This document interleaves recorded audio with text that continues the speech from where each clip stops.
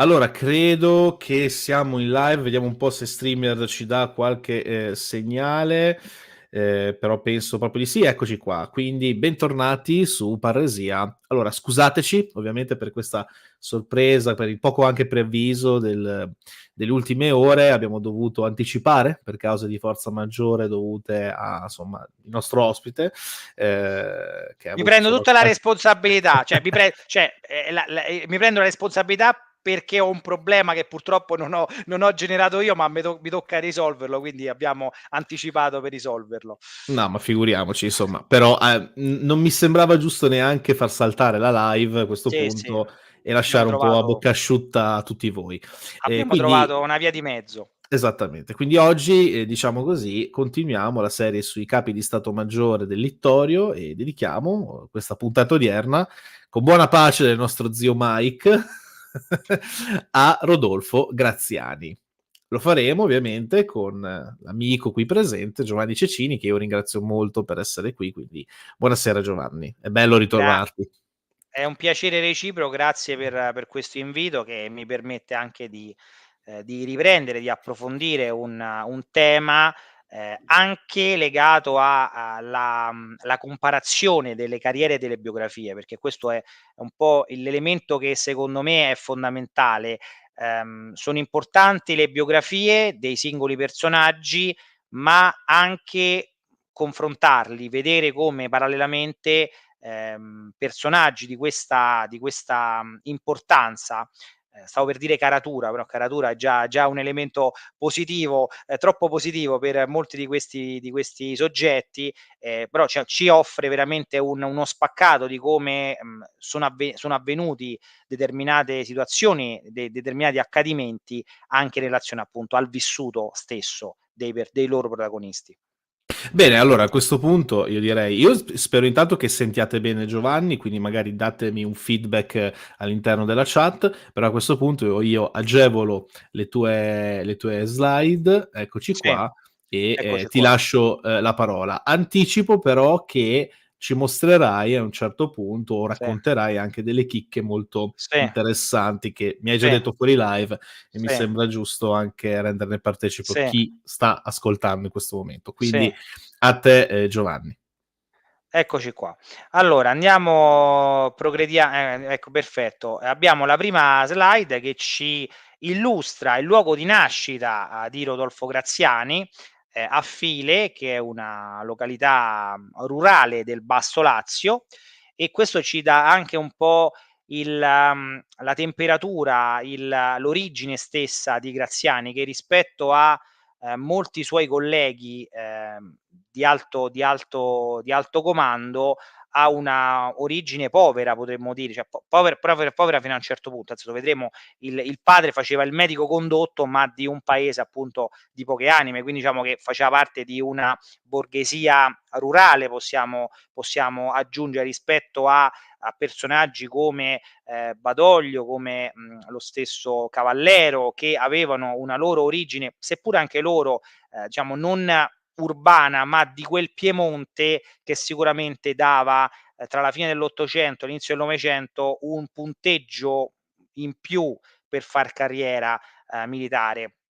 Diciamo, avremo modo di esaminare come appunto nelle carriere di quelle che abbiamo già visto, Badoglio, ma poi Cavallero, Ambrosio, come elemento della piemontesità potesse essere un valore aggiunto, un qualcosa che dava, un credito maggiore alla stessa carriera, dei militari, nello specifico degli ufficiali e poi dei generali. Quindi Giovanni, vediamo sì, sì, scusami un sì. attimo, lui però non è nato effettivamente da File, ma Filettino se non ricordo male, o qualcosa del genere? Sì, sì, sì, lui aspetta, fammi controllare, mi sta a far venire il dubbio, mi stai a far venire Perché il du perché ricordo sì, che anche nel tuo libro avevi sì, scritto sì, effettivamente che era sì, nato a Filettino, sì, però aveva sì, una sì, casa, sì, sì, hai ragione, aveva una casa da File che c'hai ragione, è nato a Filettino, però diciamo la sua sì, hai ragione. no, È nato figurati, a Filettino, ma aveva la sua, il residenza. centro, la sua residenza, esatto, a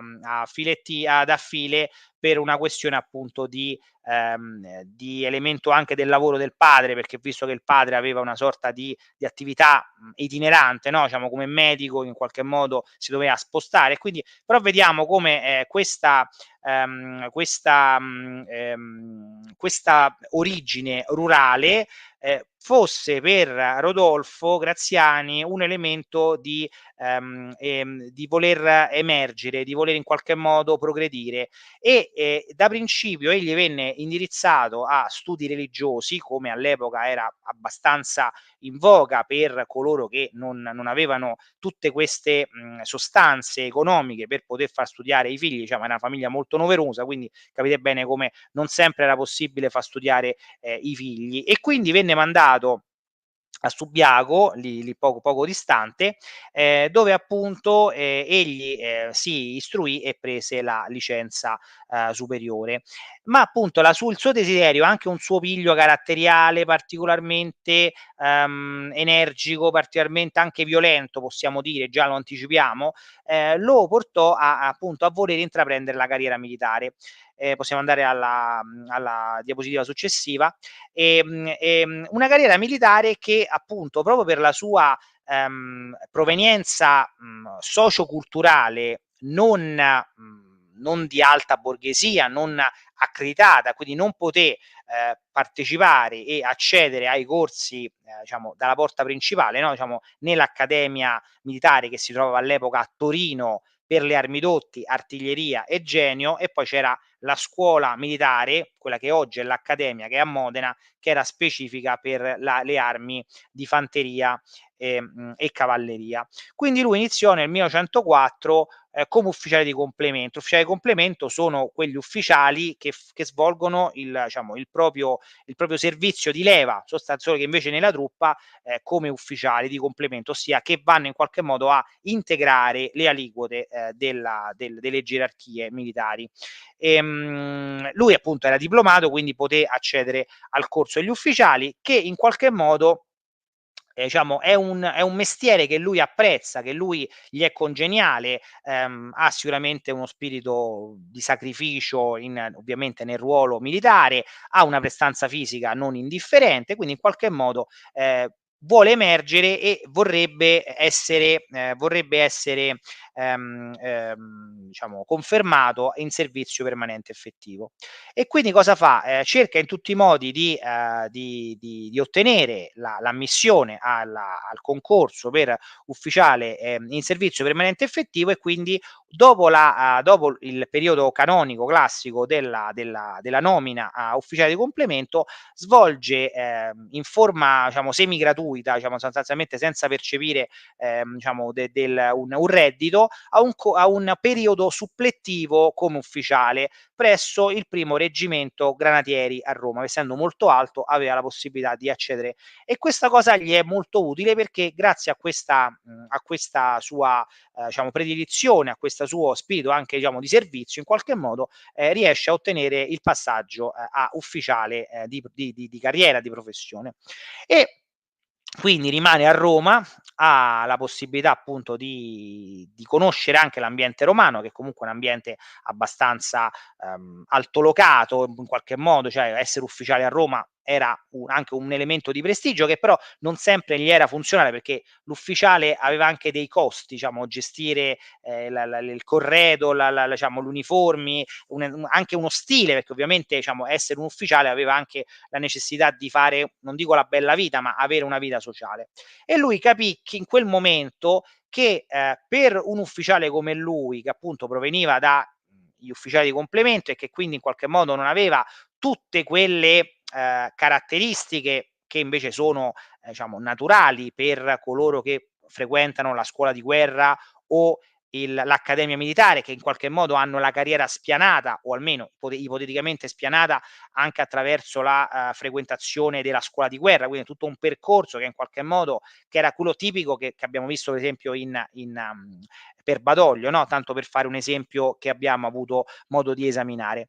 E quindi capisce che le esperienze oltremare nello specifico appunto in Africa, possono essere quell'elemento distintivo che gli possono far fare carriera.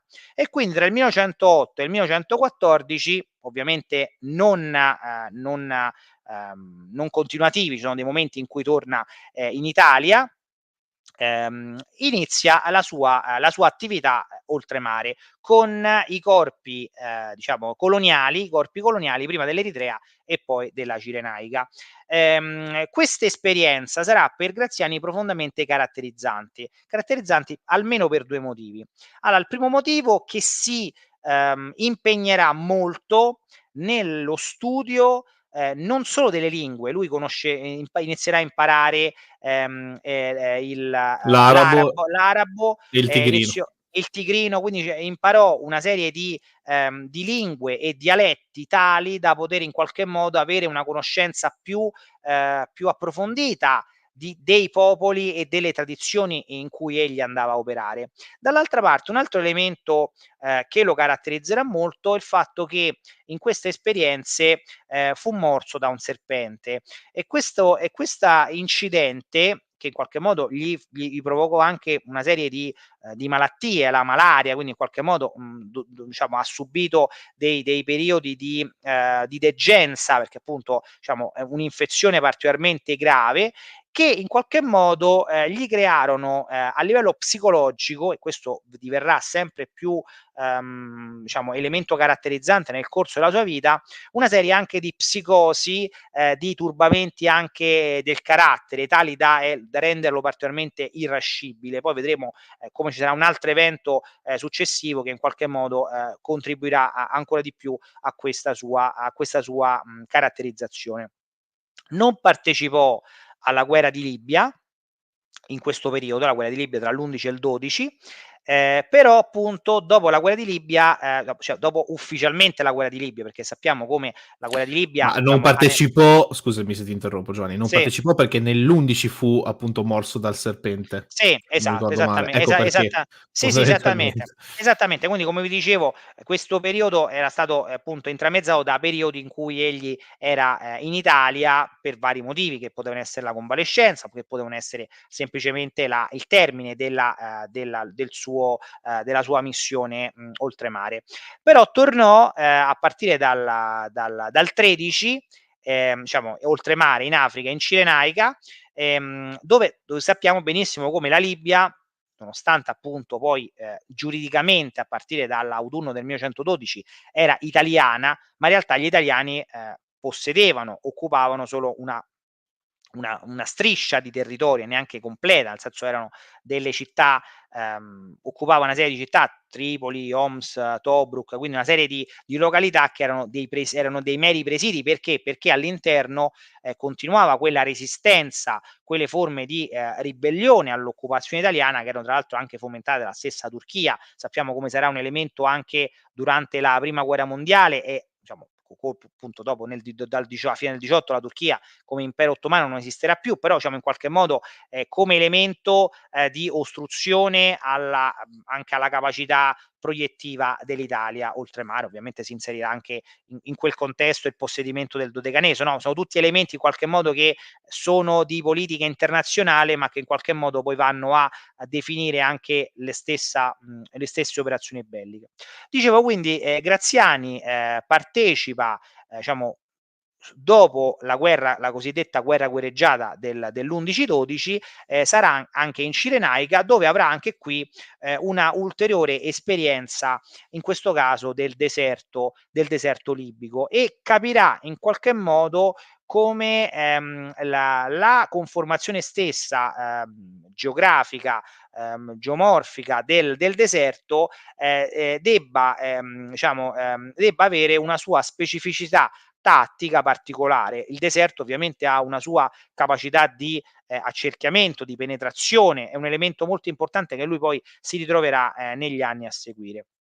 Tra il 15 e il 18 parteciperà alla prima guerra mondiale, sempre come ufficiale di fanteria, non non uscirà dalla sua arma base, e la sua esperienza nella guerra fu anche qui molto, molto significativa, perché appunto arrivarono già era diventato tenente e capitano, e alla fine del 1918 verrà promosso addirittura colonnello, il più giovane all'epoca dei colonnelli. E questo attraverso tutta una serie di attività, ovviamente seguendo, in questo seguiva i comandi, nel senso che se era capitano comandava la compagnia, se era maggiore o tenente colonnello comandava il battaglione, poi dopo divenne per un certo periodo come tenente colonnello comandante di reggimento in maniera interinale, però poi dopo venne promosso colonnello, quindi in qualche modo ebbe una sua diciamo specificità come ufficiale solido, cioè ebbe comunque delle esperienze tali da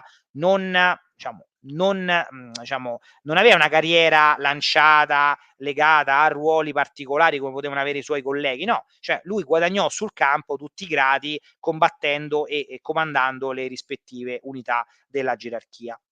Che succede poi? Che alla fine della guerra sappiamo come l'esercito si deve contrarre, perché appunto l'esercito italiano era arrivato ad avere più di 5 milioni di mobilitati, ovviamente e ovviamente anche con un'adeguata aliquota di ufficiali, e qui troviamo che tra il 19 e il 21 appunto, questo buco nelle slide, lo diciamo, è riferito al fatto che egli in qualche modo pensasse di poter occuparsi d'altro, cioè poter ottenere il congedo, anche perché è un periodo particolarmente turbolento anche a livello politico. Lui che aveva avuto da giovane delle simpatie socialiste, ma in qualche modo capisce come, ovviamente anche fortificato dai sentimenti della vittoria mutilata, tutte queste i movimenti degli ex combattenti, no, dei reduci in qualche modo, di cui egli era permeato, no, diciamo che ovviamente avendo partecipato alla prima guerra mondiale, ma avendo comunque avuto anche delle esperienze pregresse importanti, in qualche modo viene attratto dall'idea di poter far parte ancora delle forze armate. Quindi sostanzialmente nel 21 viene richiamato in servizio, ottiene il richiamo in servizio, e ancora una volta capisce come la sua vocazione e la sua volontà di emergere, dopo che è stato appunto diciamo stato meritevole delle promozioni avute fino a quel momento, potesse in qualche modo ottenere altri crediti in Nord Africa. Come dicevo prima, il Nord Africa, la Libia, che all'epoca era divisa politicamente tra la Cirenaica e la Tripolitania, diciamo la Libia ancora non esisteva come entità politica, era un'entità geografica, e quindi c'erano due governi italiani, uno della Cirenaica e uno della Tripolitania, quindi con due governatori distinti e separati, ma egli riuscì in quel periodo, lavorando sia in Cirenaica, sia prima in Tripolitania e poi in Cirenaica, ebbe un grosso intuito nel poter in qualche modo rendere mobile la guerra. Nel senso, ha capito sostanzialmente che le bande ribelli, quelle della resistenza locale, in base a come li vogliamo chiamare, no? Diciamo, avevano una mobilità tale che era impossibile combattere questa resistenza e avere ragione di questa resistenza con i metodi classici, no? Quelli di un'avanzata lineare, no? Dovevano avere una capacità proiettiva legata all'aggiramento, al morti e fuggi, all'utilizzo di anche mezzi adeguati, oltre al cammello, poter avere magari delle auto blindo, l'utilizzo dell'evoluzione dell'aviazione, no? Nel 23 sarà forza armata autonoma, quindi in qualche modo vediamo come questo periodo dal 21 fino al 34, e vedremo come sarà strutturato, egli diventa, possiamo dire, maestro del conflitto, della lotta nel deserto, proprio perché utilizza dei metodi nuovi, dei metodi in qualche modo che sono rispondenti alle necessità operative che incontra. Questa sua attività in Libia, prima in Tripolitania e poi in Cirenaica, produce due effetti principali. Il primo, come ho scritto, l'incontro-scontro con Badoglio e De Bono, nel senso che da principio Graziani non è visto come un competitore da Badoglio e De Bono, che sono già arrivati, no? Già sono marescialli, cioè scusate, Badoglio nel 25 sarà maresciallo, De Bono è solo è generale, ma è ministro, prima governatore e poi ministro delle colonie, diciamo, sono già generali, già erano generali nella prima guerra mondiale, per capirci, no? Rispetto a un Graziani che sta diventando generale, diventa generale proprio in quegli anni, quindi non è visto come immediatamente come un diretto competitore, però proprio la sua capacità anche spregiudicata di trovare metodi innovativi diventa una sorta di mina vagante rispetto all'elemento tradizionale della tattica e della strategia di un Badoglio e di un De Bono. E questo viene sfruttato già adesso anche dallo stesso Mussolini, che capisce che Graziani, rispetto alla tradizione dei generali vecchio stampo, no? Quelli piemontesi della vecchia casta, no? Per capirci, quella che in qualche modo aveva un suo retaggio anche culturale, sociale, Graziani diventa una sorta di neofita, di elemento del popolo, come, e questo entra anche nella propaganda del regime, no? Il regime che cerca di rompere con quello Stato liberale che in qualche modo era ancora portatore di valori in qualche modo vecchi, antichi, che il fascismo si considerava di superare. E quindi ecco come Graziani, che appunto viene promosso in questo periodo dal 21 al 34, diventa prima generale di brigata, poi generale di divisione, per arrivare nel 34 addirittura come generale di corpo d'armata.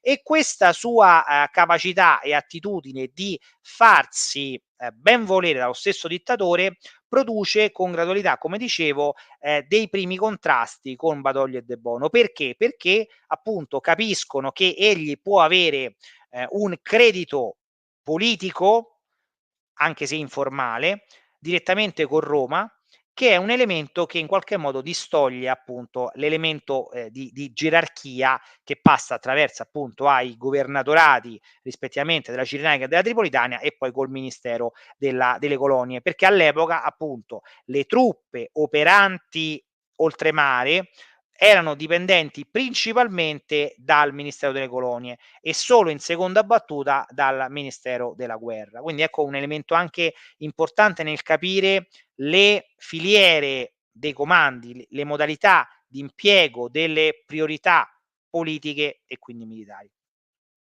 Per la sua no, no scusa, torniamo indietro ancora, nella sua condotta, in Libia, abbiamo detto che continua con una sua attività molto spregiudicata, non solo utilizza i metodi che abbiamo detto prima, nella capacità di movimento che è un elemento di innovazione, ma allo stesso tempo adotta delle pratiche particolarmente brutali. Nel senso, è uno dei primi, o quantomeno è uno dei primi che adotta su larga scala un metodo in cui egli ritiene responsabile anche la popolazione civile dell'attività delle bande armate locali.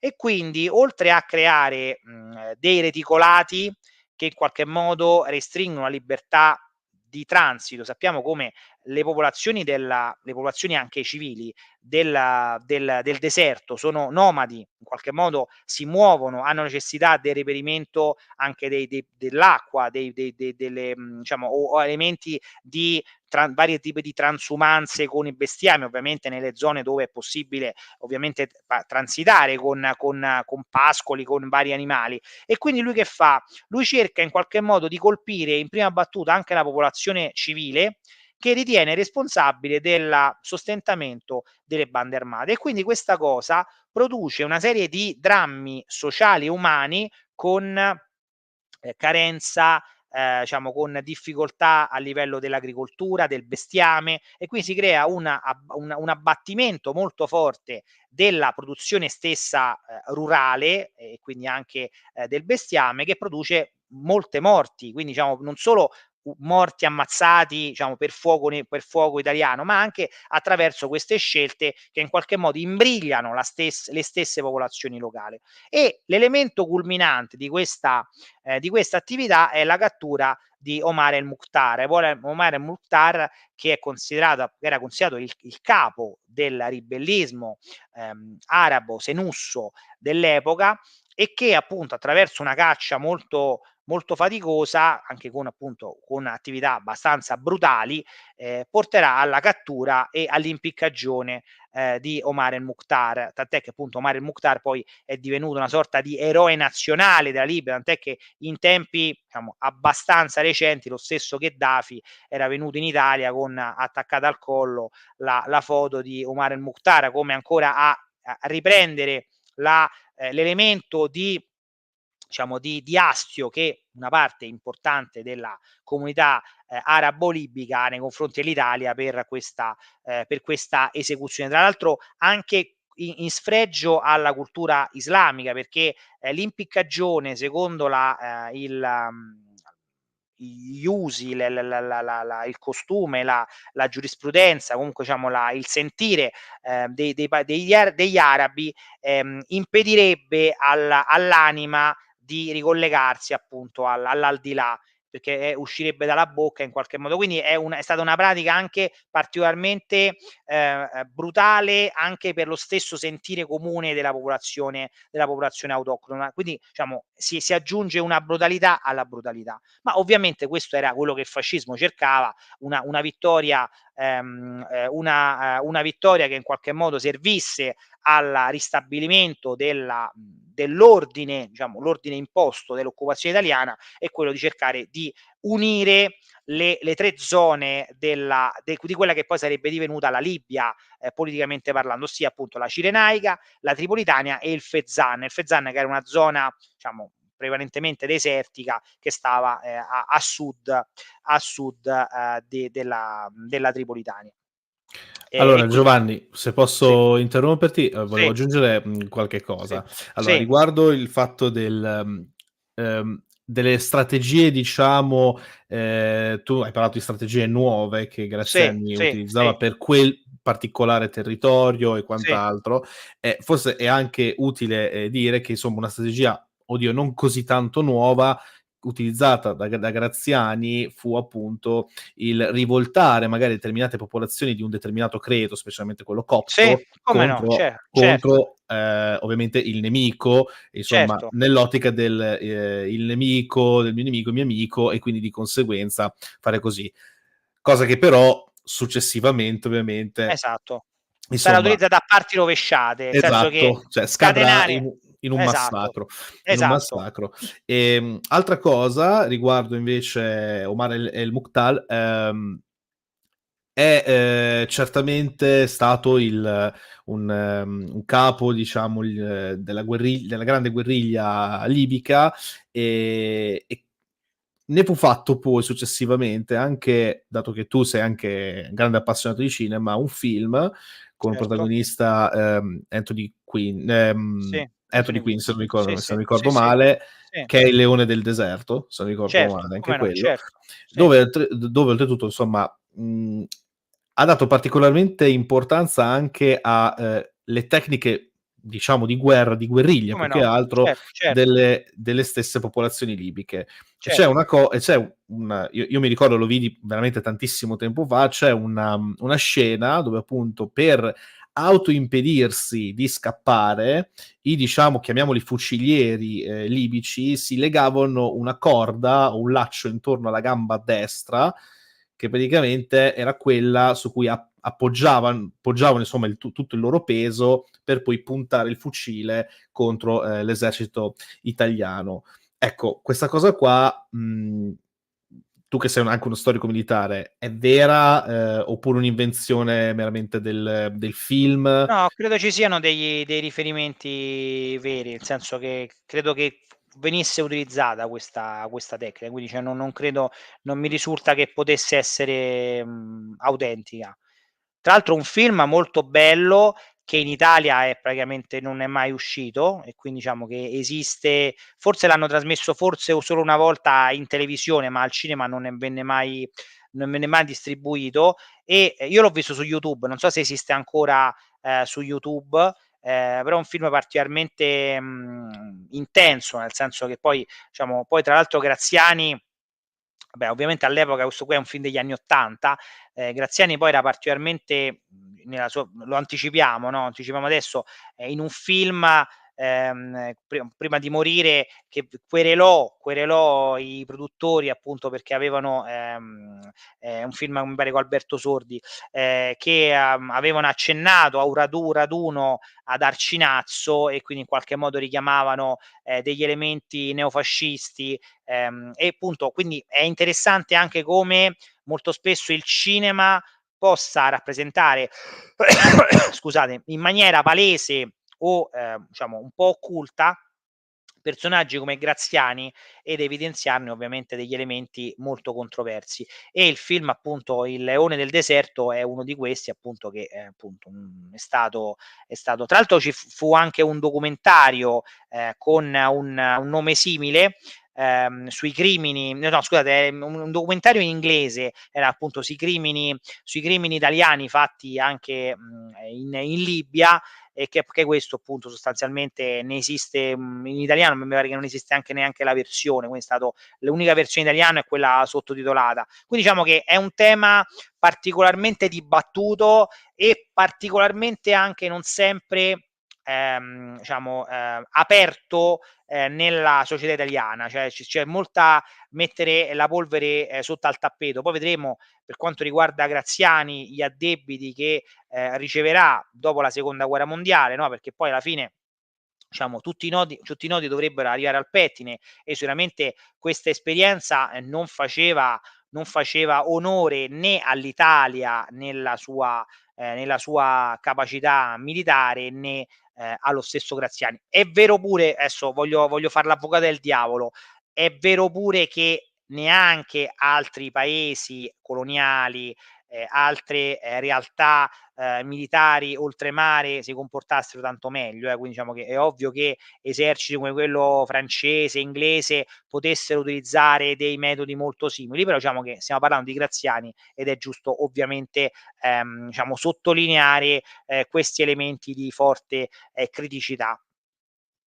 Per quanto Dicevamo sì, riguarda sì, scusa sì, ancora sì, se ti sì, sì, sì, interrompo. sì, Per dimmi. quanto riguarda il film, dove appunto, ci fu questa cosa del da parte di Graziani che insomma contattò i Sì, sì, produttori per questa sì, offesa, credo che si sì. tratti del film Anni facili, Sì, sì, anni fa, che è sì, del sì. 1953. Lui Sì, muore sì, nel sì, 55, quindi sì, muore un paio insomma d'anni, sì, sì. in generale Che fece mi così. pare che è di Zampa, no, Zampa. non so, sì, sì, forse non c'era Alberto Sordi, comunque sì, di Mh. Luigi Zampa. Quindi è un elemento interessante, ma è un elemento curioso, perché il cinema italiano, e questo apro giusto una digressione, giusto perché appunto, sono un appassionato di cinema, come ben sai, è un tema, molto, cioè, ricorrente, questa anche di autocensura. Ricordiamo come, il film Il grande dittatore di Chaplin, che uscì in Italia solo dopo la seconda guerra mondiale per evidenti, motivi, visto che è del '40 come film, per 40 anni, quindi fino alla, mi pare fino ai primi anni '80, in Italia, vennero tagliati i pezzi in cui era presente la moglie di, Bonito Napoloni, che era ovviamente, la macchietta di Mussolini. Perché, era ancora viva, Rachele, la moglie di Mussolini, e quindi si temeva che potessero essere intentate delle cause, appunto perché veniva denigrata, la moglie macchiettistica del personaggio macchiettistico, di Benito Napoloni. Quindi diciamo che è interessante come anche, il cinema italiano, o comunque le distribuzioni italiane di alcuni film particolarmente critici, particolarmente anche pungenti, stranieri, potessero essere, non ben visti, diciamo in odor di autocensura.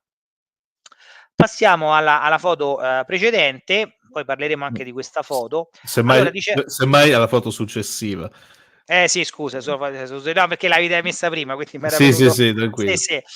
Dicevamo la foto successiva. Nel 34, Graziani rimpatria perché? Perché, nel 34, tra il 33 e il 34 ci sono, notevoli cambiamenti a livello, del governo fascista. Mi spiego: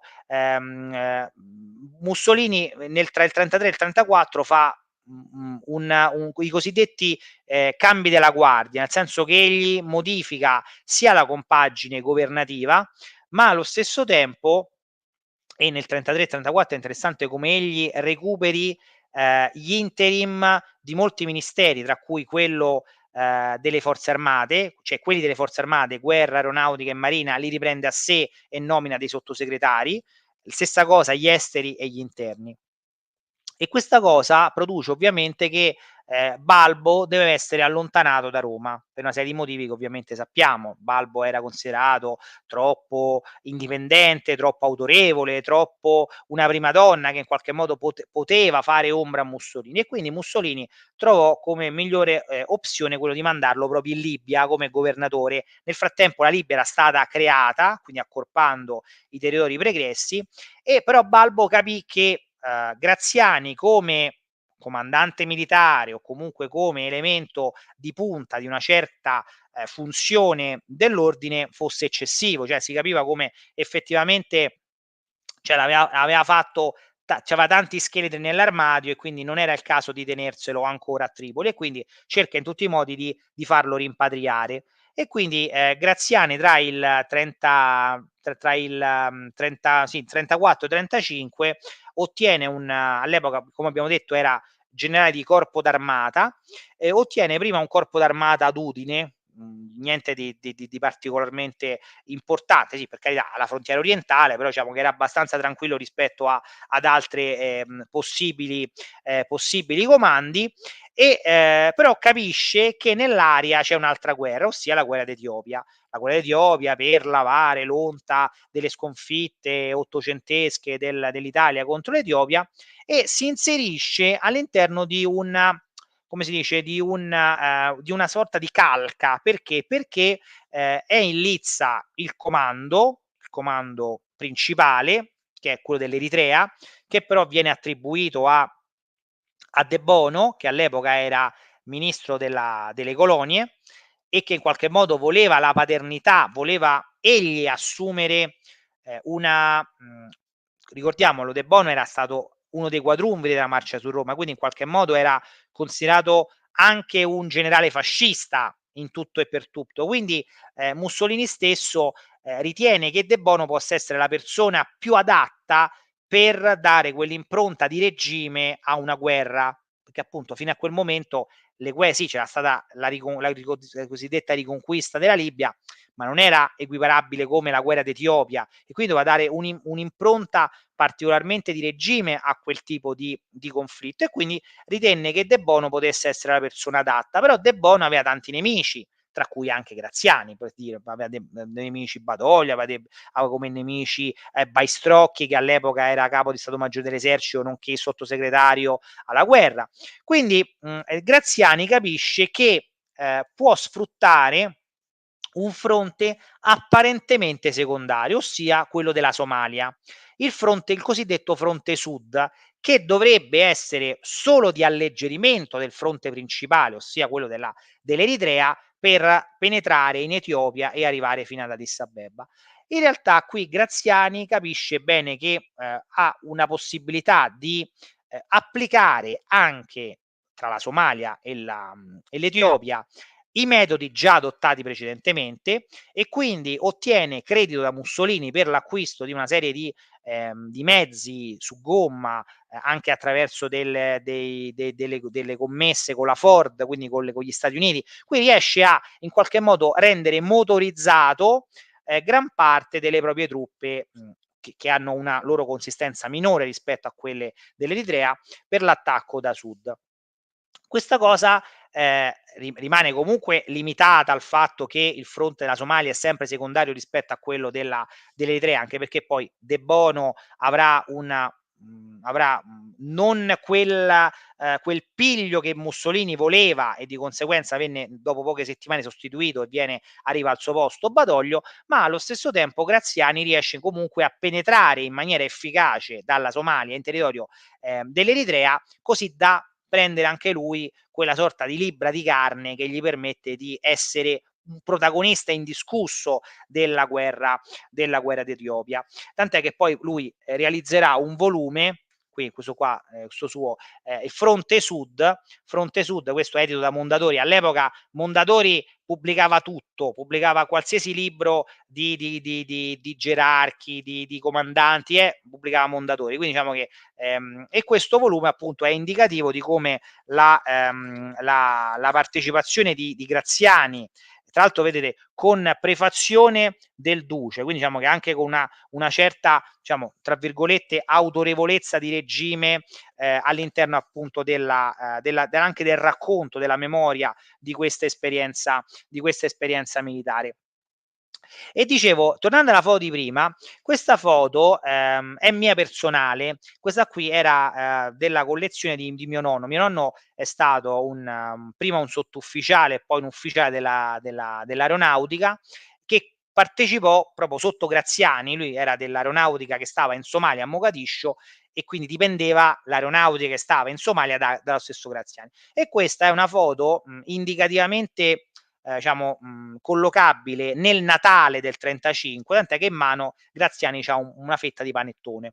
E questa foto io me la ricordo sin da bambino, che c'è questo album, c'ho 2 album di mio nonno in cui c'è questa foto, quindi questa foto io ritengo possa essere stata scattata da mio nonno. Però proprio in questi giorni, proprio per preparare queste slide, e quindi cercando delle foto, diciamo, attinenti ai momenti di cui stiamo parlando, sono andato a cercare delle foto di Graziani su internet, e tra le foto di Graziani che su internet ho trovato che un sito internet di fotografie vende una foto come questa. L'unica differenza è che c'ha i buchi, 4 buchi ai lati, evidentemente era stata fermata con delle puntine, con degli iodini, eccetera. Quindi diciamo che di questa foto ne esistono almeno 2 esemplari, una quella che vende questo sito e una quella che c'ho io a casa, che è questa qua. Quindi però diciamo, quella senza buchi ce l'ho io.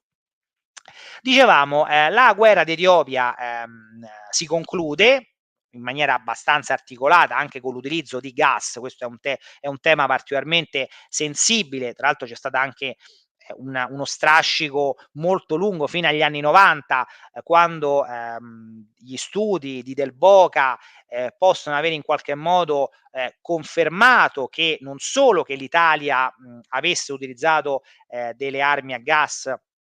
Io tra l'altro per esempio ho trovato dei verbali in archivio, dei verbali delle missioni di mio nonno, che gli aerei buttavano l'iprite così tanto per gradire, quindi in qualche modo c'ho avuto anche la prova provata che, ahimè, mio nonno ha partecipato anche in questo senso a questo tipo di attività. Quindi diciamo, ne posso essere testimone perché l'ho trovato nei documenti delle missioni che venivano svolte proprio in quella zona. E un altro elemento, tant'è che appunto Montanelli, che fino all'ultimo è stato fece causa a Del Boca, fecero stare delle polemiche giornalistiche, poi alla fine anche lo stesso Montanelli, che partecipò all'epoca alla guerra d'Etiopia, ha dovuto ammettere alla fine degli anni '80, qualche anno prima di morire, che effettivamente l'Italia aveva utilizzato i gas all'epoca.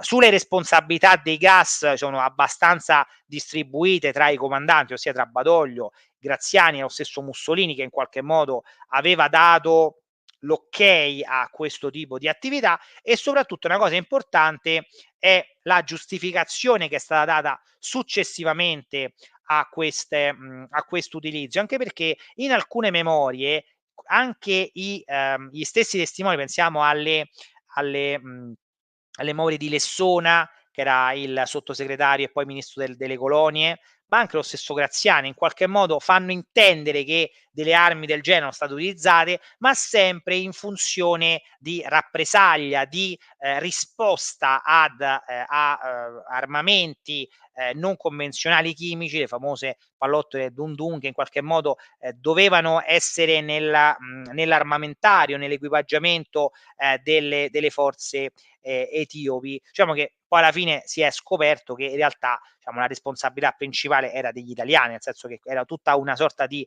quasi macchinazione di cercare di giustificare l'utilizzo di queste armi chimiche perché soltanto erano state già utilizzate. Questo è un elemento Sì, importante. insomma, cercarono di utilizzare un po' la convenzione di Ginevra, un po', come volevano loro, Sì, architettando un po' questa cosa. Oltretutto, fu proprio Del Boca a sì, scoprire che in realtà era sì, tutto falso, e tra esatto, l'altro c'erano vari, ordinanze dello stesso Mussolini che invece sì, affermavano: usate l'iprite o comunque i certo, gas, sì, proprio se siamo come extrema ratio, usateli, esatto, esattamente. proprio per evitare rappresaglie da parte dei ribelli. E Sì, ovviamente, beh, insomma, come si suol dire, non se lo fecero ripetere 2 volte, ecco. sì, anche perché come era stato defenestrato De Bono alla fine del '35, cioè la guerra inizia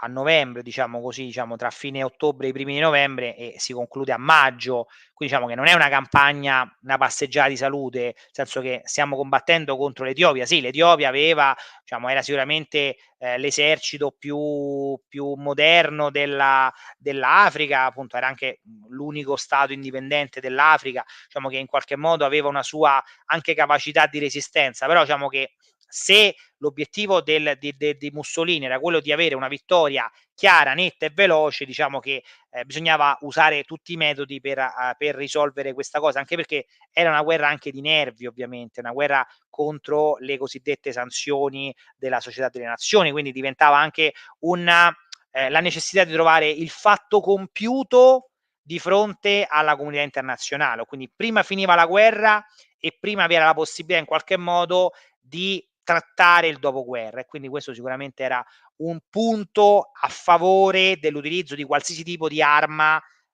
nel raggiungimento dello scopo finale. Passiamo alla diapositiva successiva. Ecco come Graziani, questo è appunto è una delle copertine del libro di prima, diciamo, hanno varie edizioni.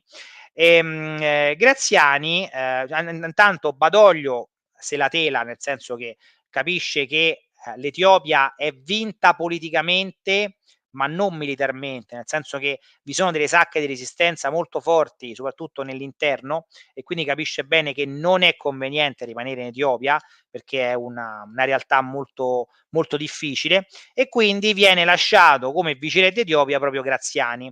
E questo triennio dal 36 al 39 si caratterizza per altre brutalità, nel senso che Graziani, un po' perché, come dicevo, era un personaggio molto, molto brutale già di per sé, in più ha avuto il famoso morso del serpente, in più è nel 37 soggetto a un attentato che in qualche modo lo scuote emotivamente e che lo porta a una serie di rappresaglie molto feroci, con una serie di carneficine impressionanti, appunto anche qui nei confronti della comunità, soprattutto del clero copto, che veniva considerato come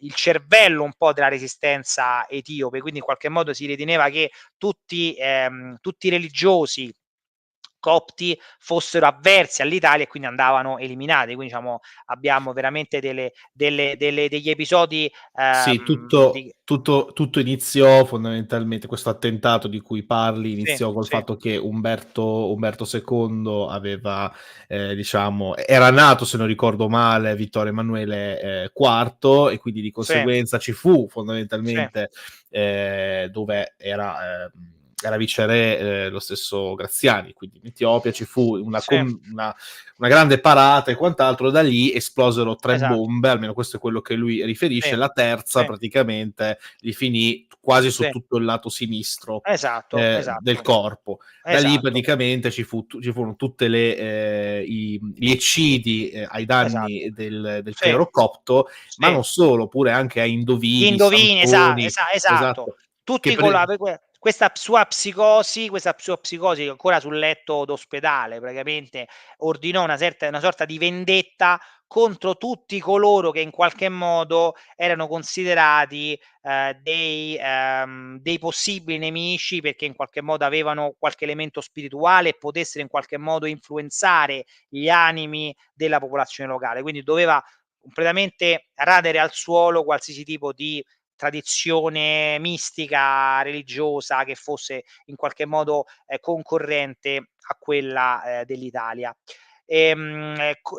Contestualmente Graziani ottenne il grado di maresciallo d'Italia, insieme anche a De Bono, quindi diciamo all'epoca poi abbiamo detto era generale di corpo d'armata, poi venne nell'incarico che gli venne attribuito generale designato d'armata, saltò sostanzialmente generale d'armata, venne automaticamente promosso maresciallo d'Italia, proprio per dare risalto a quel, senso di regime della guerra, nel senso egli era considerato da Mussolini il rappresentante più rappresentativo, di quello spirito battagliero, irruento, chi più ne ha più ne metta del regime fascista, e quindi volle premiare anche in contrapposizione con Badoglio, che già era maresciallo d'Italia da più di 10 anni, e quindi in qualche modo la promozione contestuale sia di De Bono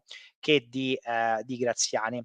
Questo periodo, come dicevamo, era particolarmente anche qui brutale, cosa che lo avrebbe anche, diciamo, in seguito portato alcune noie a livello di addebiti da parte della giustizia internazionale, no, poi che vabbè finirà come una bolla di sapone, però in qualche modo, diciamo, tutto fece per costruire un po' la nomea, dell'assassino, del macellaio, di Graziani stesso.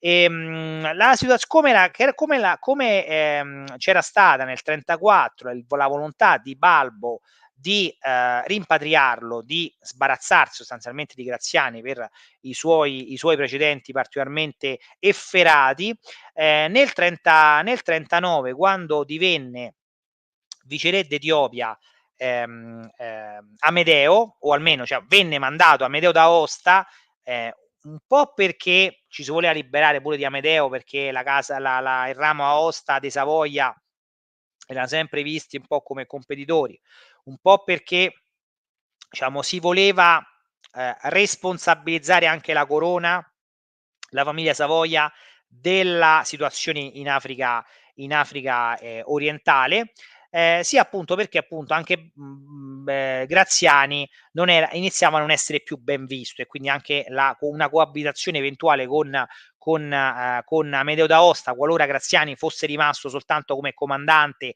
delle truppe, non era delle migliori. Quindi Graziani viene richiamato in Italia, tra l'altro anche per curarsi un po' di acciacchi, di varie questioni, appunto, che diciamo che non è che stava benissimo, sia a livello fisico che a livello, No, anche perché morale. aveva un bel po' di schegge che gli rimasero poi nel corpo da Esattamente, quell'attentato.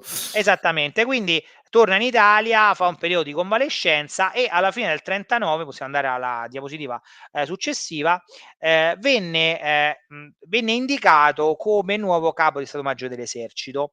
Allora, e questo dobbiamo spendere proprio 2 parole, per capire un po', che ci spiega anche quello che accadrà nei successivi anni e mezzo. Allora, Graziani diventa, capo di Stato Maggiore dell'Esercito, nell'autunno del 1939. Fino ad allora il ruolo di capo di Stato Maggiore dell'Esercito era stato abbinato, sia nel periodo di Baistrocchi che nel periodo di Pariani, era stato abbinato al ruolo di sottosegretario alla guerra. Quindi praticamente il capo tecnico dell'esercito era anche il primo collaboratore politico-militare di Mussolini, visto che Mussolini manteneva l'interim, come ho detto, dei 3, tra l'altro di tante cose, tra cui dei 3 ministeri militari, tra cui quello della guerra.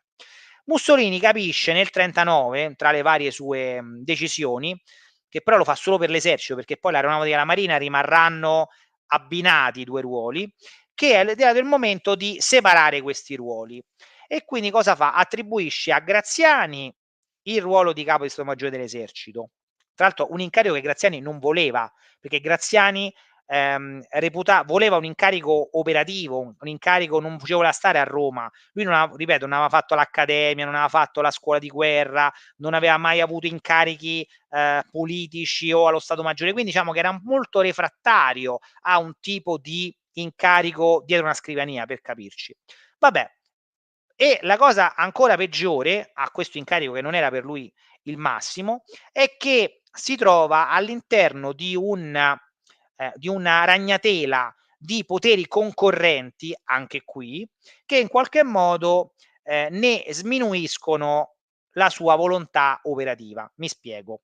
Si trova innanzitutto come competitore, anzi come diretto superiore, sempre Badoglio, che è sempre capo di Stato Maggiore generale, quindi in qualche modo deve rendere conto a Badoglio, ma deve rendere conto anche a Ubaldo Soddu, che all'epoca era un generale di corpo d'armata, che ereditò da Pariani il ruolo di sottosegretario alla guerra. Vi ho detto quindi che vengono sdoppiati. Quindi Soddu diventa il primo referente della politica militare di Mussolini. E che succede? Che quindi Graziani si trova tra l'incudine e il martello, si trova tra Badoglio e Soddu e ha una capacità molto limitata di poter incidere sulla preparazione militare dell'esercito in previsione di una guerra futuribile. Siamo nell'autunno del 39, la Germania ha già attaccato la Polonia, cioè la guerra, già esiste virtualmente una guerra tra Gran Bretagna e Francia da una parte e Germania dall'altra, che poi sia, come si suol dire, una drôle de guerre, una guerra finta, è un altro discorso. Però poi tecnicamente l'Italia da maggio del 39 è legata col patto d'acciaio, quindi in qualche modo sarebbe tenuta sempre virtualmente, poi diciamo il patto d'acciaio sono stati i tedeschi i primi a non rispettarlo, quindi diciamo anche lì si potrebbe parlare fino a domani, però in qualche modo è prevedibile un intervento italiano nel breve giro di 6 mesi, un anno, eccetera. E quindi Graziani prende molto sul serio questo impegno al fianco della Germania, anche perché lui non ha preferenze politiche, diciamo, dove lo metti combatte, e di conseguenza prende contatti nella primavera, tra il marzo e l'aprile del 1940 con il corrispettivo comando dell'esercito tedesco per la realizzazione di un piano che potremmo dire geniale per certi aspetti, ma è talmente geniale che appunto non si fa, ossia quello di mandare almeno un corpo d'armata italiano sul Reno, quindi al confine sopra la Svizzera, per capirci, al confine tra la Germania e la Francia, per poter contribuire a un eventuale a un prevedibile attacco alla Francia. E tra l'altro riprendendo anche un vecchio progetto di Alberto Poglio prima della prima guerra mondiale, no? Nella triplice alleanza c'era stata appunto la collaborazione tra il Regno d'Italia e il Reich, no? il secondo Reich, quindi in qualche modo vi era come si dice, una possibilità di adeguarsi a quel tipo di operazione. Solo che un po' per l'elemento francofilo di Badoglio, un po' perché Badoglio era molto scettico di questo tipo di operazioni, ma soprattutto era geloso dello stesso Graziani, rifiutò questo tipo di questo progetto che si chiama Porta Burgunda. E tra l'altro lo stesso Mussolini, che aveva saputo di questo piano, successivamente negherà di averlo saputo. Quindi diciamo Graziani viene incaricato di provvedere a fare qualche cosa per poi diciamo non trovare nessun referente politico che lo appoggia in questo.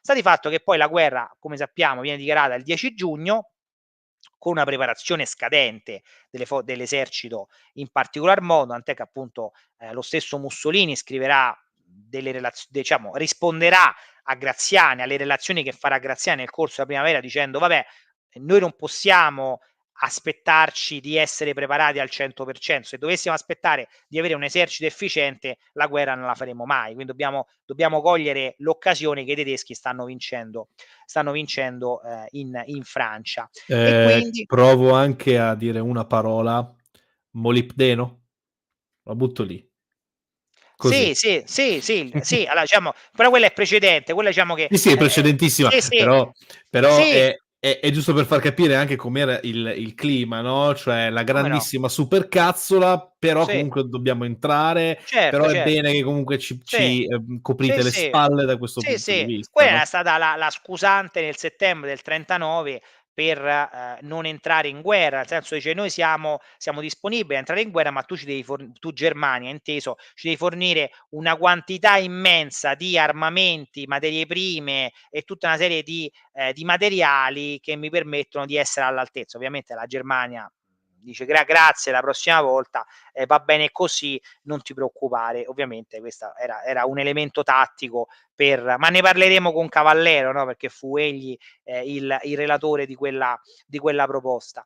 E quindi arriviamo alla fine del giugno del '39, quando appunto la Francia viene sbaragliata, ma viene sbaragliata ovviamente dalla Germania, e succede a fine giugno un fatto particolarmente traumatico, la morte di Balbo. Balbo appunto che viene ucciso in maniera diciamo misteriosa, sui cieli di Tobruk, e si crea un problema enorme, ossia l'Inghilterra ancora non è stata sconfitta e ci si trova con il governatore civile e militare, nonché comandante delle forze armate della Libia, dell'Africa settentrionale, sguarnito, e Mussolini non ha nessun altro che Graziani, e quindi e ci manda Graziani senza particolari istruzioni, dicendo: "Vabbè, tu vai a Tripoli e troverai i piani fissati da Balbo per attaccare l'Egitto, per avere in qualche modo un pegno da poter spendere al tavolo della pace per dire: abbiamo attaccato anche noi abbiamo fatto qualcosa contro l'Inghilterra". Quindi poi Graziani arriverà a Tripoli e non troverà sostanzialmente nessun piano, perché Balbo non era tanto per la quale e reputava che fosse impossibile poter attaccare in quelle condizioni l'Egitto. Dall'altro, Graziani viene mantenuto nella sua carica di capo di Stato Maggiore dell'Esercito, nel senso sta a Tripoli, però è ancora capo di Stato Maggiore dell'Esercito, e a Roma lascia sostanzialmente il suo sottocapo, che è Roatta, di cui ovviamente parleremo in maniera abbondante in una diretta specifica su di lui, ma che probabilmente il nostro pubblico conosce bene. Se conosce il mio canale, sa benissimo di cosa stiamo parlando, e quindi anche per chi non fosse Sì, iscritto, sì, per chi sì, non fosse iscritto, ma non eh. parliamo della tua gatta. No, no, che sta in giro, adesso non so dove sta dormendo. Dicevamo, quindi tra l'altro per chi non fosse iscritto al mio canale potrebbe anche iscriversi al mio canale, così Sì, butta da là. Oltre iscrivetevi. a comprare il libro I generali di Mussolini, che vabbè, questa è la prima edizione, però diciamo esiste un'altra di comunque I generali di Mussolini, questa è la seconda bravo, facciamo vedere tutte le edizioni possibili e immaginabili.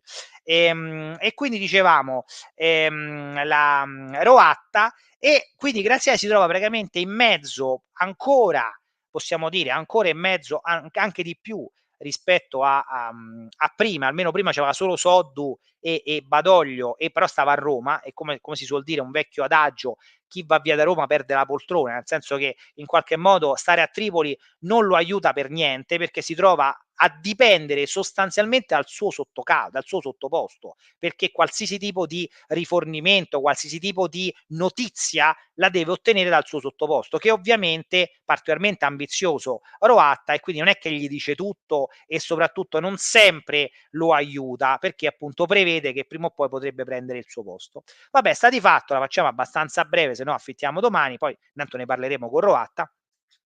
Possiamo dire che a metà settembre, Graziani viene, diciamo, pungolato per tutta l'estate, cercando in qualche modo Graziani di preparare un eventuale attacco contro l'Egitto, sostanzialmente, perché trova difficile, e questo nonostante in Libia vi siano ben 2 armate, una al confine con la Tunisia, però la Tunisia sappiamo che in qualche modo è diciamo, fuori gioco, diciamo così, perché la Francia è crollata, e una verso l'Egitto. E si trova nella situazione imbarazzante in cui uno schieramento che arriva ad essere di 100.000 soldati, non diciamo, riesce a penetrare solo di circa 80-100 chilometri in territorio libico, scusate, territorio egiziano, solo perché va a piedi, perché appunto non c'è le cosiddette divisioni autotrasportabili che erano state ideate da Pariani, dal suo predecessore, no? Diciamo, le divisioni autotrasportabili sono quelle divisioni che, se ci sono i mezzi, sono capaci a salire sui mezzi e possono camminare con i mezzi. Se i mezzi non ci stanno, vanno a piedi. Quindi questo era il concetto di autotrasportabile, che non è autotrasportata, cioè se ci sta qualcuno che li trasporta, ben venga e possono andare col camion. E quindi che succede? Che la penetrazione in territorio egiziano nel settembre del 1940 è particolarmente modesto, che non è sicuramente efficace per quello che bravissimo, esatto. Metal Mike ci ricorda come le capacità di Graziani, che aveva imparato in Libia, nella stessa Libia 10 anni prima, 15 anni prima, o che aveva applicato appena 5 anni prima tra il confine della Somalia e l'Eritrea, sono del tutto impraticate.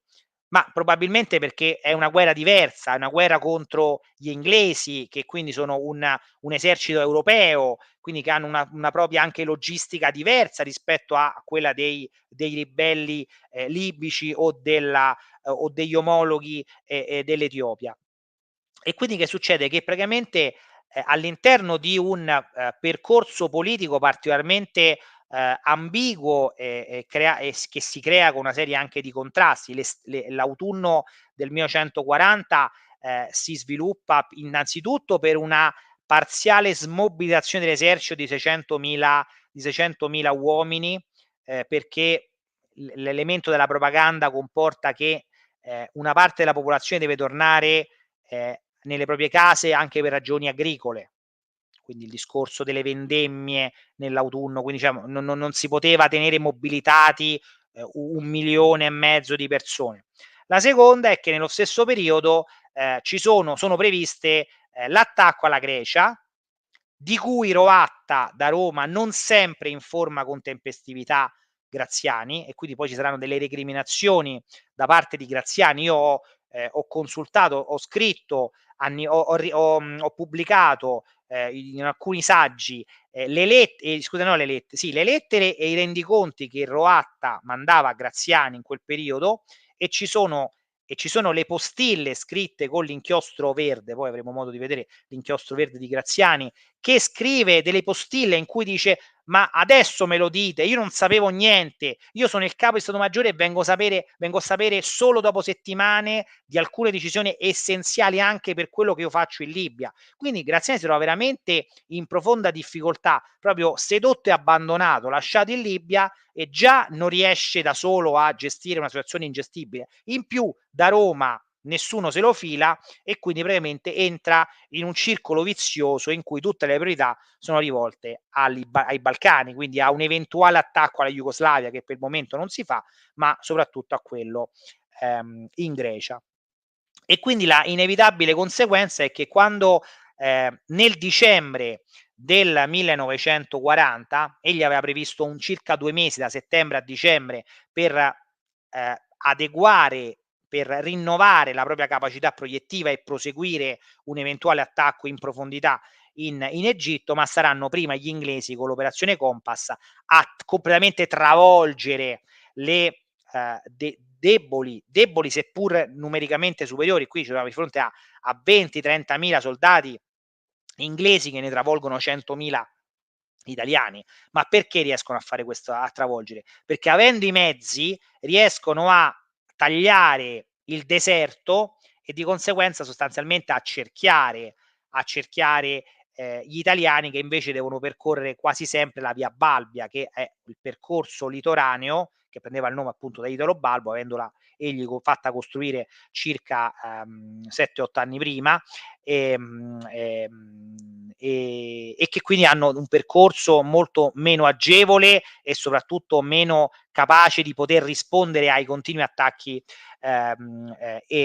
britannici. E quindi ci si trova di fronte a un repiegamento completo, che poi verrà salvato sostanzialmente nel febbraio del 41, solo grazie all'intervento tedesco, con una serie ovviamente di situazioni che non esulano dalla narrazione che stiamo facendo, però comportano per Graziani una sconfitta più completa, anche perché come diceva sempre Mussolini, quando poi dovrà giustificarsi in qualche modo, dovrà motivare il fatto che non arrivarono tutti i rifornimenti necessari in quel momento in Libia per aiutare Graziani, giustificò il fatto che era più importante rifornire la Grecia, perché Mussolini asseriva: possiamo accettare di essere battuti dagli inglesi, ma non potremmo mai accettare di essere battuti dai greci. Quindi era necessario e prioritario spingere tutto contro la Grecia, perché una sconfitta contro la Grecia sarebbe stata la caduta del regime già all'inizio del 41. Quindi che succede? Che praticamente nel febbraio del 41 Graziani viene richiamato, diciamo, chiede lui di essere richiamato, diciamo una combinazione di motivazioni. È lui che vuole essere richiamato e lo richiamano perché ormai è inadatto a ruolo, anche perché gli vengono recriminati il fatto che non era in prima linea, che gestisse i comandi a centinaia di chilometri dentro una sorta di bunker, dentro una tomba romana, e quindi non fosse adeguatamente rispondente alle necessità del fronte, e di conseguenza per Graziani nel 41, a partire dalla febbraio-marzo del 41, inizia tutto un percorso e un periodo di emarginazione.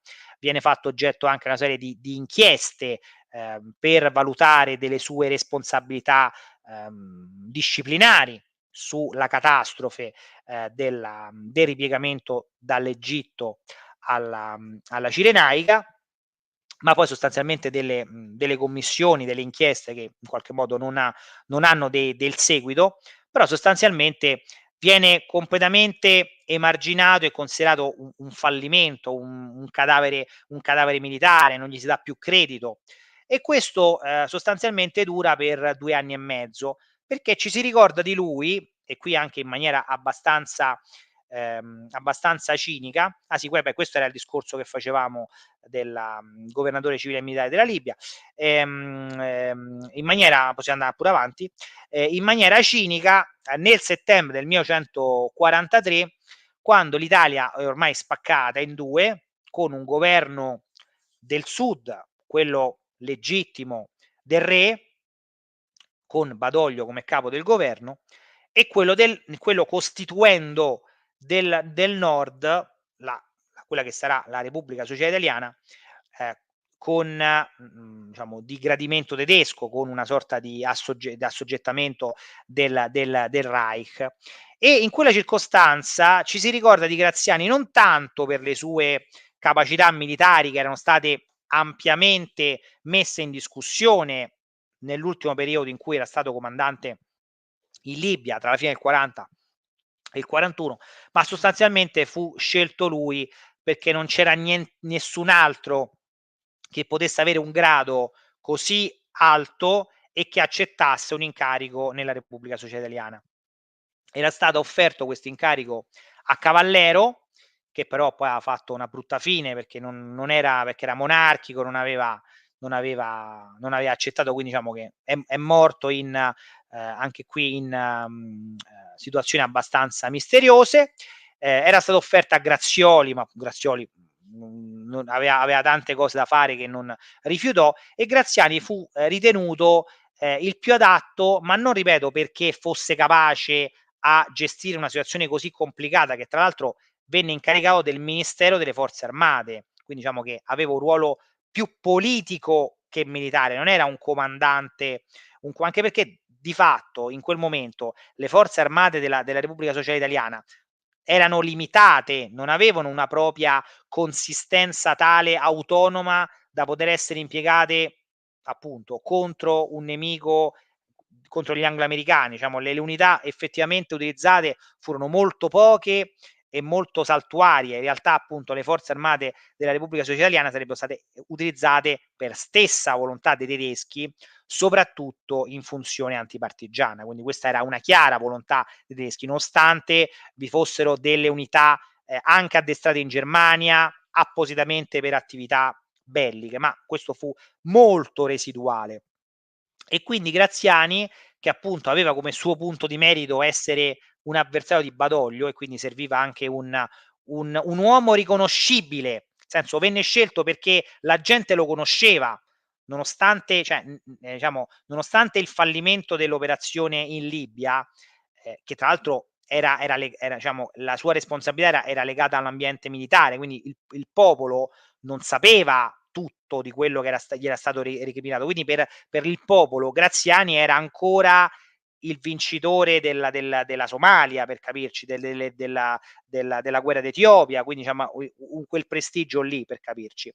Però in realtà, appunto, come dicevo, la sua vita come ministro delle forze armate fu limitato a un assoggettamento ai tedeschi, il tentativo maldestro di poter in qualche modo arruolare il più possibile volontari tra gli internati militari italiani, ossia quelli che i militari italiani che erano stati internati in Germania perché da principio non avevano accettato la collaborazione con i tedeschi, quindi si cercava anche attraverso delle lusinghe, delle promesse di farli aderire alla Repubblica Sociale Italiana, pure lì fu un'operazione abbastanza limitata, e quello di addestrare truppe, diciamo scelte come supporto allo sforzo bellico della Germania in Italia. Però furono tutte operazioni abbastanza fallimentari, in qualche modo non ebbero neanche uno sprazzo di autonomia, erano sempre assoggettati ovviamente all'autoritarismo, all'autorità dei tedeschi, appunto. Già il governo della Repubblica Sociale Italiana era sostanzialmente un satellite della Germania, a maggior ragione anche l'elemento militare. E quindi Giovanni, scusami, 3 cose volevo sì, aggiungere e di cui una è anche una domanda perché, sì, quando ho anche letto un po' anche quello che hai scritto, eccetera, mi è venuto insomma un dubbio, derivato forse quasi da un paradosso che però in realtà non è così, sì, paradossale, scusami il sì, pasticcio. sì, Partiamo dall'inizio. Allora, quando fu nominato, all'interno, della Repubblica Sociale Italiana, dopo sì, appunto vari tentativi da parte di prima vabbè Cavallero che è finito sì, male, sì, Grazioli e quant'altro, quando si arrivò invece a Rodolfo Graziani, lui subito disse: preferirei di no." E gli fu risposto: "Guarda, sarebbe invece il caso che tu accettassi perché non sarebbe diciamo un poco rispettoso nei confronti di ovviamente parliamo di, determinate cariche, magari anche extra italiane. E quindi diciamo che lui un po' accettò la sfida e allora da questo punto di vista, entrò a far parte della Repubblica Sociale Italiana. Poi ovviamente se sbaglio correggimi, Giovanni. sì, allora diciamo che le motivazioni sono diverse, nel senso che avendo perso molto della sua credibilità tra gli addetti ai lavori, no, diciamo era una persona anche, compromessa e che aveva, non dico tutto da guadagnare, perché in realtà non aveva tanto da guadagnare, però, fu lusingato sicuramente da questo ruolo. Cioè non lo voleva fare, ma allo stesso tempo era l'unico sbocco per poter trovare un'ancora di salvezza all'interno di un marasma più totale. Cioè, per ironia della sorte, egli si trovava al di qua delle linee e quindi in qualche modo l'astio verso Badoglio lo portava in qualche modo. Questo lo dice anche Bottai. Bottai a un certo punto fa una considerazione nel suo diario, dice: l'unico motivo vero per Graziani di aderire alla Repubblica Sociale Italiana con un incarico è quello dell'odio per Badoglio. Cioè si sente tutti i trascorsi che abbiamo detto, no? Di astio pregresso che lui aveva per Badoglio, in qualche modo confluiscono nell'accettazione di questo incarico, che ripeto è una concausa di eventi. Sicuramente si trova di fronte a una scelta che rifiutare gli crea qualche problema. Adesso non so se nella sua vita, ma non so se poteva fare una fine come quella di Cavallero, non lo so, potrebbe anche essere, però sicuramente in quella circostanza non ebbe neanche gli scrupoli che ci poteva avere un cavallero della fedeltà monarchica, nel senso che nessuno aveva mosso un dito all'epoca per difenderlo. Egli nel 41 chiese più volte un'udienza al re, e il re negò sempre un'udienza a Graziani, ripeto, ed era un maresciallo d'Italia, era stato capo di Stato Maggiore dell'Esercito, quindi diciamo udienze che furono concesse ad altri, a lui non gli fu concessa. Quindi probabilmente è una concausa di eventi, astio verso il re, astio verso Badoglio, il desiderio in qualche modo di trovare un riscatto, anche se in una situazione, diciamo, obiettivamente compromessa come quella della soggezione coi tedeschi, perché ovviamente immagino che fosse consapevole che si stava, come si stava imboccando in una situazione della sconfitta. Non poteva pensare che ci potesse essere un ribaltamento della guerra tra il 43 e il 45. Poi impedì, se non ricordo male, sulla linea gotica, garfagnana, Sì, probabilmente, sì, l'avanzamento appunto degli alleati. sì, Quello fu uno dei sì, pochi, diciamo, sì, successi militari della Repubblica sì, Sociale Italiana. sì, sì, sì, E poi ecco, e qua arriviamo un po' a quello che all'inizio pensavo fosse un paradosso, e ti chiedo qua forse di spiegarlo meglio, il fatto che lui è sempre stato una persona dedita all'esercito, ma specialmente alla apoliticità delle sì, forze sì, armate. sì, È strano sentire questo termine, considerando che, bene, prima ha avuto insomma simpatie socialiste e poi si è sì, buttato all'interno del regime mussoliniano. Quindi ecco, magari spieghiamo bene sì. questa piccola parte qua. Questa parte è molto, molto importante, ed è specifica, ehm, di tutto il periodo del ventennio, ma in particolar modo del periodo della Repubblica Sociale Italiana. Perché, se, noi possiamo considerare in maniera così un po' frettolosa il regime fascista come un elemento monolitico, cioè tutti sanno cosa devono fare e tutti vanno d'accordo. E non fu così. Era lo stesso Mussolini che in qualche modo auspicava e creava astio tra strutture dello Stato. Quindi in qualche modo vi fu per tanti anni l'antagonismo tra il federale di ogni provincia, ossia il capo del partito, e il prefetto, colui che invece regge il Ministero dell'Interno, perché appunto c'era il dualismo tra partito e governo, che era sempre retto da Mussolini, ma era su basi diverse. E questo elemento di differenziazione esisteva anche per quanto riguarda le forze armate e in particolar modo durante la Repubblica Sociale Italiana. Mi spiego. Il 1943 è un fallimento completo delle forze armate, tant'è che l'ultima seduta del Gran Consiglio del Fascismo, quella del 24 e 25 luglio del 1943, non sono pochi i gerarchi tipo Farinacci, che in qualche modo contestano alle forze armate la capacità di essere attive nella guerra. E quindi queste critiche che erano state fatte fino all'8 settembre 1943 comportano nella Repubblica Sociale Italiana, soprattutto ad opera di Pavolini, che diventa il segretario del partito, la volontà di trasformare sostanzialmente le forze armate della Repubblica Sociale Italiana in una sorta di milizia 2.0, nel senso che, visto che le forze armate nella loro concezione apolitica, diciamo di fedeltà solo al re, sono state un fallimento, allora dovremmo creare delle forze armate non più con diciamo, sì, i gladi vennero a sostituire le stellette, ma in qualche modo mettiamoci il fascio, cioè deve essere una milizia volontaria, un qualcosa legato alla volontà del fascismo di combattere, una sorta di partito militante, ecco qua, che è una cosa che per Graziani era sbagliatissimo, tant'è che Graziani farà dei bandi per i volontari. Poi alla fine si macchierà anche lui di una serie di attività di fucilazione nei confronti dei renitenti alla leva, però Graziani in realtà, e anche questo fu l'obiettivo dell'arruolamento degli IMI, cioè cercava di trovare volontari lusingandoli e non voleva invece un elemento ideologizzato che in qualche modo fosse legato a un elemento di fedeltà politica tout court delle milizie combattenti. Non so se sono stato chiaro. Nel senso, cioè, Graziani era, ripeto, con mille contraddizioni, ma fautore ancora di un esercito tecnico. Le forze armate devono essere delle forze armate tecniche, non devono essere una milizia politicizzata. E questo andò in contrasto ovviamente con i maggiorenti del partito, soprattutto da parte di Pavolini, no?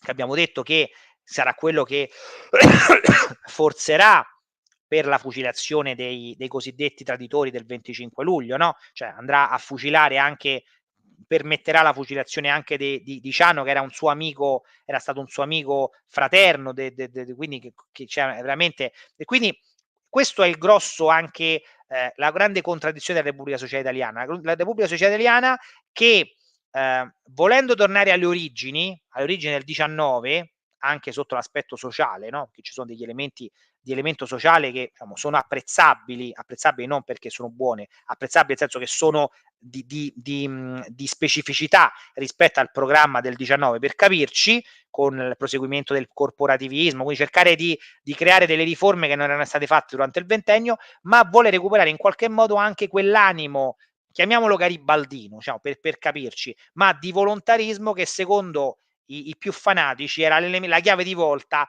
per rendere militarmente efficace le forze armate della Repubblica Sociale. E su questo invece Graziani era categorico, tant'è che vi furono notevoli contrasti con i maggiorenti del partito.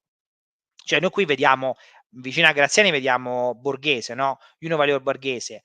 Juno Valero Borghese, che sarà anche quello, le accuse che gli verranno mosse dopo la guerra. Juno Valero Borghese con la decima massa, ma la decima massa non era una formazione militare italiana, era sostanzialmente dei mercenari al soldo dei tedeschi. Cioè, per capirci, era una formazione che si stacca dalle forze armate italiane per andare a essere una parte delle forze armate tedesche. Quindi capiamo bene anche questo, come ci sono dei pezzi che non parlano tra di loro, dove c'è un elemento di grande confusione. E ovviamente una confusione in cui emergono solo i più facinorosi e più legati ai tedeschi. E Graziani non è che fosse così tanto contento di essere sotto padrone coi tedeschi, quindi questo è un elemento da sottolineare. Non dico che va a suo merito, perché non è che va a suo merito, però va capito come specificità all'interno della Repubblica Sociale Italiana. Anche la Repubblica Sociale Italiana non sono tutti uguali, ci sono delle differenze, che poi fossero responsabili l'uno e l'altro è un altro paio di maniche, anche perché feratezze le hanno fatte in tanti, anche lo stesso Graziani nella gestione della controguerriglia nei confronti dei partigiani, eccetera, eccetera, eccetera. Quindi questo è una cosa da sottolineare. E quindi Graziani lo troviamo poi nelle giornate dell'aprile del 45, del 25 aprile per capirci, con il fuggi generale, chi vuole scappare chi vuole scappare verso la Svizzera come Mussolini, chi vuole come Pavolini arroccarsi in Valtellina perché spera di trovare la bella morte, e Graziani capisce che l'unico modo per salvare la pelle è quello di consegnarsi agli americani, sperando appunto, di non cadere in mano ai partigiani che lo avrebbero liquidato. Quindi per lui inizia un lungo iter processuale in cui viene degradato, vedete qui gli vengono mantenute le medaglie e le decorazioni, ma non ha più gradi, è stato degradato, ma poi sostanzialmente aveva già scontato alcune pene, venne sì condannato per tradimento, però in qualche modo grazie a condoni, amnistie eccetera, sostanzialmente poi non scontò più di quello che aveva già scontato.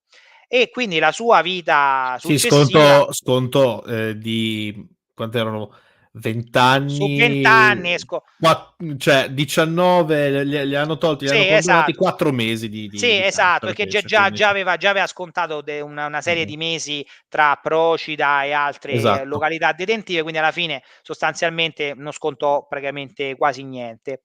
E, quindi dal '50 fino alla della sua morte divenne sostanzialmente un monumento, possiamo dire un monumento dei reduci, un monumento dei nostalgici. Tra l'altro appunto ottenne anche la presidenza onoraria del Movimento Sociale Italiano e proseguì nella sua attività di scrittore.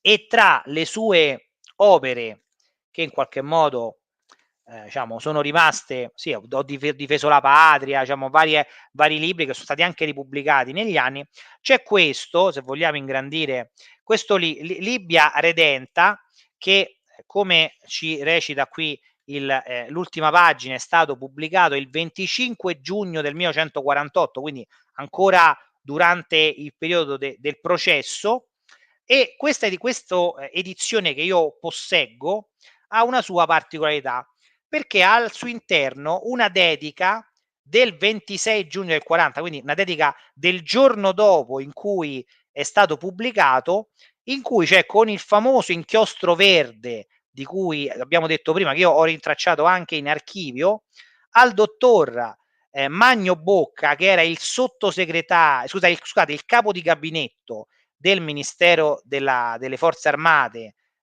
Difesa Nazionale, Forze Armate della Repubblica Societaria, con vivo affetto Rodolfo Graziani. Quindi diciamo io posseggo questa copia con tanto di dedica e autografo dello stesso Graziani. Tra l'altro ci sono anche delle postille scritte, immagino, dallo stesso proprietario che in qualche modo cioè, lo ha letto e anche sottolineato. Quindi diciamo che un libro particolarmente sfizioso che ho trovato in un mercatino, così diciamo che capitano anche degli affari, delle cose, diciamo che le foto, io ho la foto di mio nonno che la trovi su internet, questo l'ho trovato a un mercatino, quindi diciamo che l'importante è chi cerca trova, chi cerca trova. Bene, muore l'11 gennaio del 55 e qui Sì. insomma finisce Sì. diciamo la Poi ci sono gli strascichi con i monumenti ad affile, che sì, sappiamo sì, no, no, infatti. vabbè, No, che poi lasciamo tra parentesi, proprio per quelle ultime cose ci scappò anche un tot di arresti, tra parentesi. sì, come no, il sindaco, sì, sì, ci furono una serie di ad affile, ci furono una serie di procedimenti anche giudiziari nei confronti di alcuni esponenti per apologia di fascismo, visto e considerato appunto scusate, dimenticato un'altra cosa importante, nel senso che dopo la guerra non solo egli venne processato per il fatto di aver aderito alla Repubblica Sociale Italiana, ma vi furono dei tentativi da parte soprattutto dell'Etiopia Di estradizione. di estradizione per i crimini commessi all'epoca tra il 35 e il 37. Mh-mh. Ma come sappiamo, l'Italia non ha mai estradato nessuno, e quindi anzi la stessa Etiopia non fu così incisiva nel chiedere l'estradizione di Graziani perché in quegli stessi anni aveva bisogno dell'appoggio internazionale dell'Italia per l'unificazione dell'Eritrea alla stessa Etiopia, perché sappiamo che l'Eritrea e l'Etiopia erano due entità diverse, solo con l'Italia vennero unite nel 35, scusate, nel 35, e tant'è che poi appunto negli anni 90 poi vi fu una secessione da parte dell'Eritrea perché appunto non ci azzeccavano l'una con l'altra per una questione di tipo etnico, culturale, eccetera, eccetera, eccetera. Quindi in quella circostanza l'Etiopia voleva avere come compenso dalla guerra l'annessione dell'Eritrea, che comportava lo sbocco al mare, perché attualmente l'Etiopia lo sbocco al mare non ce l'ha, come non ce l'aveva nel 34 per capirci, e di conseguenza diciamo che come si dice, Parigi val bene una messa, e diciamo l'Eritrea val bene che non processiamo Graziani, quindi diciamo che richiamando un vecchio detto di Enrico IV, quindi diciamo che anche lì l'elemento così per far vedere che anche la storia moderna la conosco, capito? Diciamo, non solo la storia contemporanea. Ecco, bravo, la parte giusta della Eh. cronologia, come diceva Esatto, Mardegan in una mia vecchia live. esatto. Ricordia no, anche perché considera che ultimamente lo stava studiando mia figlia in seconda media, e mi chiedeva, dice: "No, ma stiamo facendo delle cose in Francia nel 500". Io, cioè la guerra dei tre righi, le stesse cose fondamentali. Se non capi ho cercato di dirle: "Se non capisci quelli, non capisci proprio la storia, cioè gli Ugonotti, San Bartolomeo, so cose fondanti della storia". Quindi diciamo che ho fatto anche un po' l'esibizionista ricordandomi ricordi appunto del 500. No, allora io volevo mostrarti questo commento che secondo me è anche geniale, proprio a conclusione di questa live, riguardo appunto il sacrario, diciamo, di Graziani. Cioè, ricordo che ai tempi del monumento definirono Graziani un punto di riferimento, infatti è per quello che poi ci fu tutta la questione dell'apologia di fascismo, e appunto Deidara chiede come si dice bussola in inglese, e ovviamente epopea risorgimento si dice compass. E quindi È questa cosa, giusta, è giusta a me, tutto torna nella vita, tutto torna, tutto quando torna. si dice quadratura, no? Proprio, quindi proprio.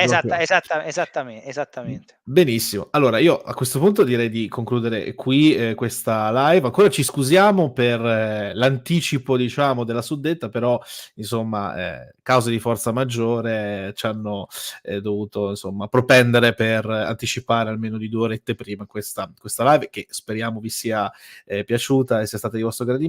Prossima live, e quindi prossimo gerarca, insomma, generale, capo di Stato Maggiore, quale sarà secondo te, Giovanni? Se andiamo a livello cronologico, io metterei, Soddu, mettiamo Soddu. No, Soddu non lo facciamo. Facciamo Roatta, dai, facciamo Roatta perché, Facciamo no, Roatta. sì, perché dobbiamo fare ancora Roatta, Cavallero, Ambrosio e Messi. Allora c'è Roatta, tanta roba, tanta roba. Roatta in onore anche della tua gatta. Quindi, Senti detto... che si è svegliata, si è svegliata. Esatto. No, quindi a questo punto io ti ringrazio Giovanni Grazie. per esserti prestato, ringrazio voi ovviamente che ci avete seguito, nonostante diciamo la notizia dell'ultimo minuto, insomma, di questa anticipazione della live. Io vi rimando alla prossima settimana, che non sarà per questa volta la live di venerdì, ma di mercoledì 24 aprile. Ritornerà Giovanni Cerino Badone e sarà una live un pochino più sperimentale, ma non spoilerò nulla, vedrete a tempo debito. Io a questo punto ringrazio voi, ringrazio te Giovanni, ci vediamo Iscriviti al canale, iscriviti al canale. No, adesso serve più che mai iscriversi al canale di Giovanni Cecchini. Vi faccio di nuovo una piccola marchettina, mi raccomando, Generali di Mussolini, compratelo perché è basato, cioè tutte queste live sono basate fondamentalmente su questo libro, ovviamente non solo, però con quel taglio insomma divulgativo che appartiene molto a Giovanni anche nella scrittura, così come nella divulgazione qui a mezzo youtubico. Quindi di conseguenza io comunque ringrazio di nuovo tutti voi e a una prossima live, ancora qui su Paresia. Arrivederci a tutti, ciao Ciao, Giovanni. grazie, ciao, grazie.